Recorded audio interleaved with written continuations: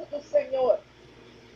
E hoje, como estamos iniciando mais um programa, eu oro por você e você ora por mim. Nós vamos iniciar falando da oração. Vamos aprender, vamos conhecer toda a palavra viva do Senhor para a nossa vida. Esteja certo, prepare o seu coração, abra bem o seu ouvido e ouça o que o Senhor vai dizer a você. O Senhor vai falar com você neste versículo. O Senhor vai falar com você neste livro. O Senhor vai falar com você nesta carta. Você esteja certo, porque tudo que nós vamos começar a aprender é sobre a oração. A posição que nós devemos estar diante do Senhor. E nós iniciamos com uma palavra maravilhosa, um ensinamento que é para toda a humanidade.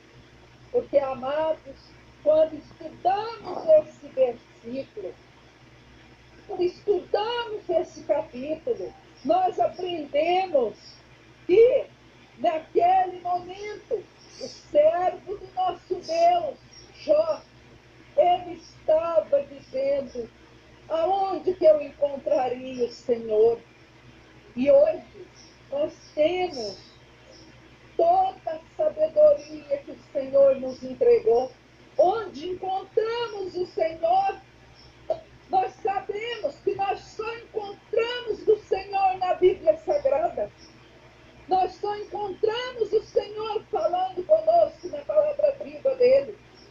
E você, meu amado irmão, minha amada irmã, você, meu amigo, minha amiga, você que quer aprender, não importa qual é a sua religião, não importa qual é a fé que você está professando agora, você estuda a Bíblia, porque é o único lugar que Deus vai falar com você. Estuda, sim, a palavra viva do Senhor, ela é viva.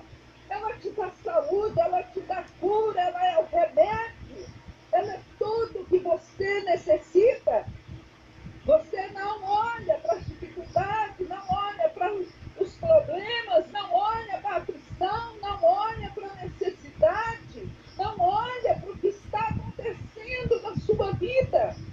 Olha para o nosso Deus na palavra viva dele, porque ele te ensina, ele está revelando ao seu coração a vontade dele, o desejo dele, o que ele planejou para você.